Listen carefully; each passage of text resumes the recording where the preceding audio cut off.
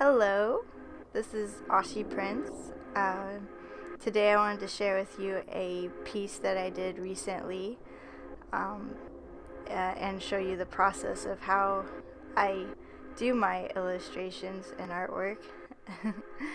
um, so I'm just gonna jump right into it, I guess. I start out doing a very faint outline of the inspiration that I'm looking at, or maybe just something that's in my head. And I usually do it with colored pencil because colored pencils, I don't know, it's a lot easier to draw faint, and if you're using similar colors to paint with, it blends in fairly well and you don't notice the outline at all. So it's gonna be a warmer drawing, so I used a pink colored pencil and just did a very faint outline.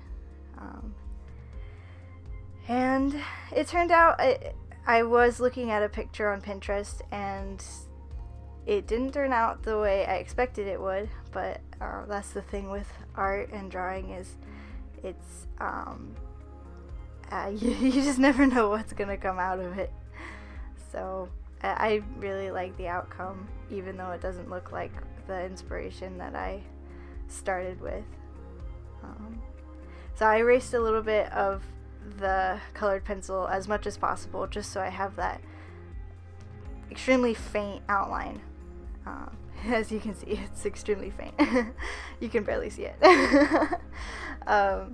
Then I used my special watercolors, which are the Winsor and Newton watercolors.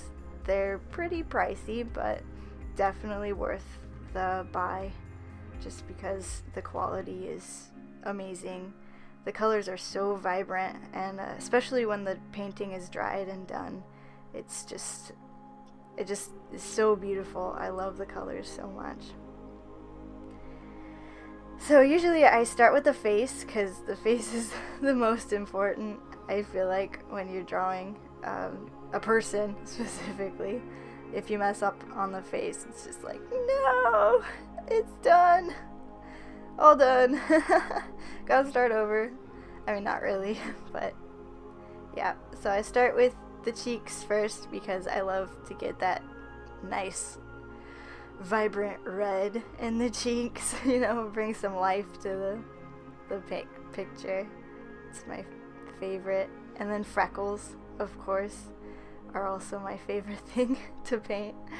It's just so fun. And it's so faint, but I do go over to add more detail, as you will watch and see. I guess. I added blue for a shadow because, I don't know, I think I read it somewhere, or maybe just learned from somebody else, but I noticed that adding color instead of a black or a gray for shadow, adding color, it just makes the image pop more, and it's just color, just gotta get some color on that. And just get more color, everything color. Why do you need those grays? Get away. Go away, gray. Her hair is so pink. It's really red. The image is a little different. It looks kind of pink orange from here, but it's really a red color. Yeah, the great thing about the Newton colors is that you can just mix in so many different colors, and it just makes the image pop so much more vibrantly, and they're just beautiful no matter what. I love it. Love watercolor. I mean, a lot of people are kind of nervous to get towards watercolor, and when I first started, I definitely didn't like it, because it's ugh, I can't control this. This is so hard to control. It just goes everywhere. I don't like this.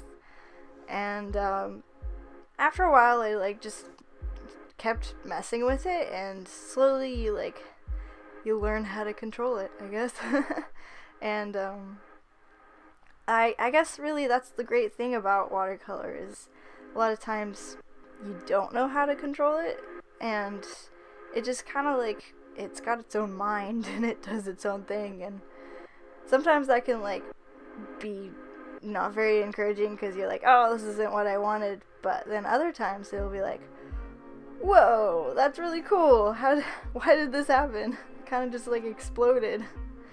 I don't know. For all you watercolor people, you probably understand.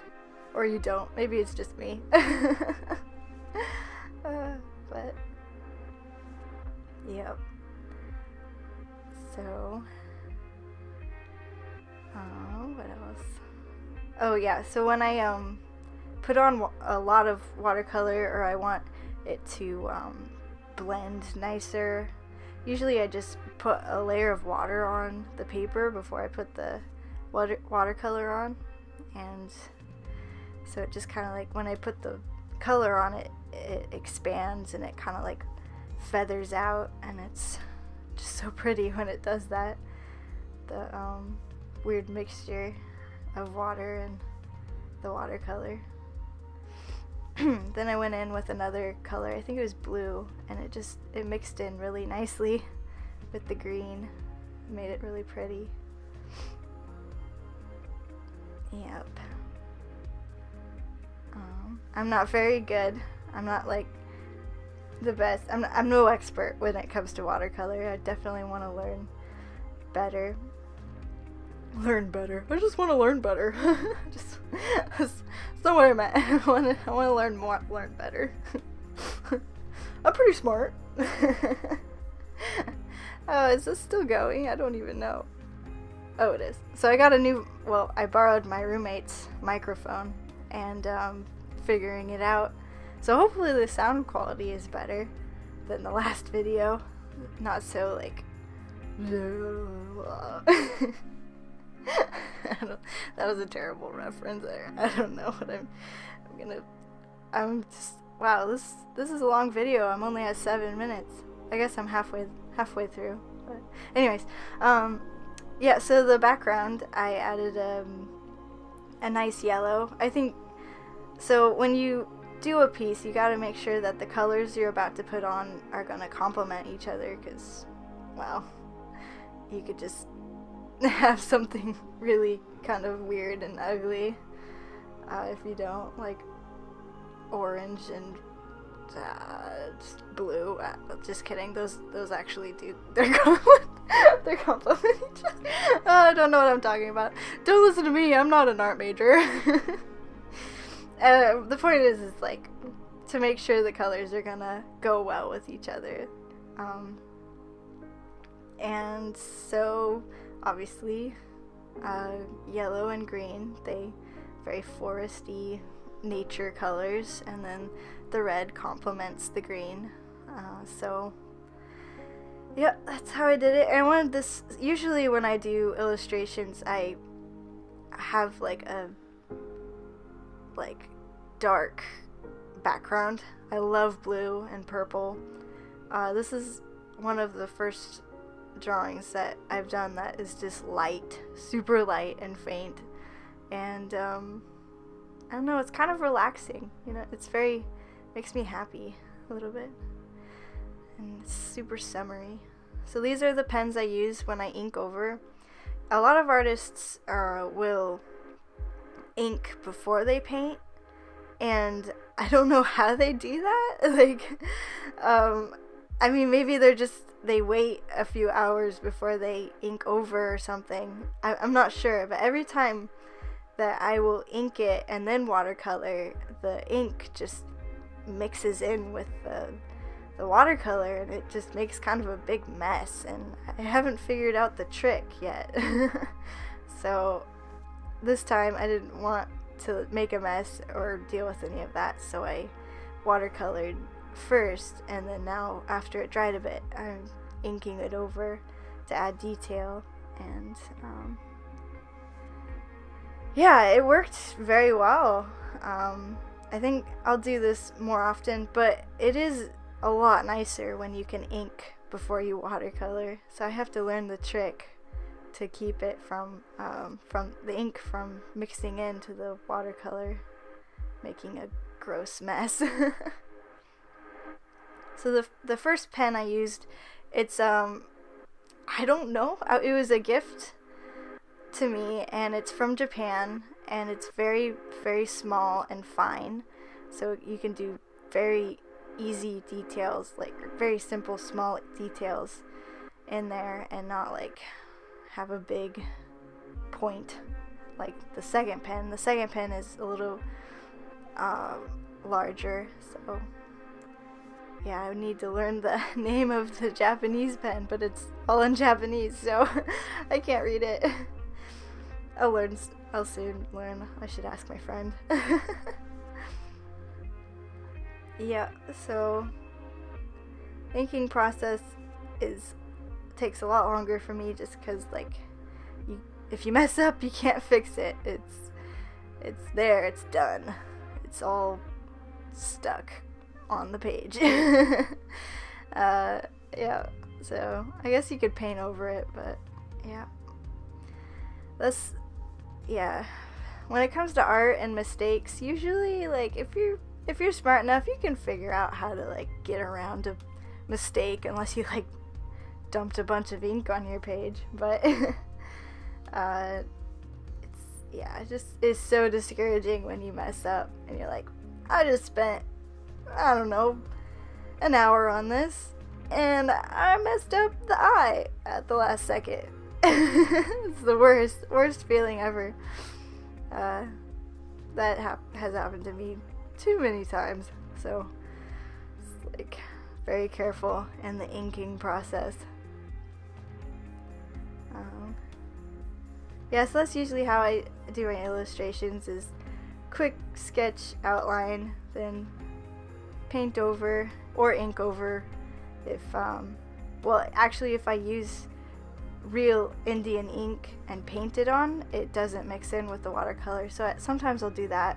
That usually takes me a lot longer, but it's worth it. And then I'll paint over that. In this instance, I did the outline, painted, and then inked, and it's turning out pretty well so far. I think I really like it. It's cute and happy. She seems happy. Like she doesn't have a big smile on her face, but happy enough. It's summer. Ugh. Yeah, I'm excited for spring. Like really excited. It is snowing outside right now, which is I'm not used to at all. It's very exciting. What's that white stuff? I don't know. Let's see, where are we at? Okay, so what I like to do with my art in the end is I have 3 pens that I really love, and they're my white gel pen, and then my white reflections marker. And I just like to add a little white in the eyes, and maybe a few other things. I don't know, just adding like simple weird detail that you don't really see too often. I guess that's very clear. That totally makes sense. No, let me rephrase that. I like to add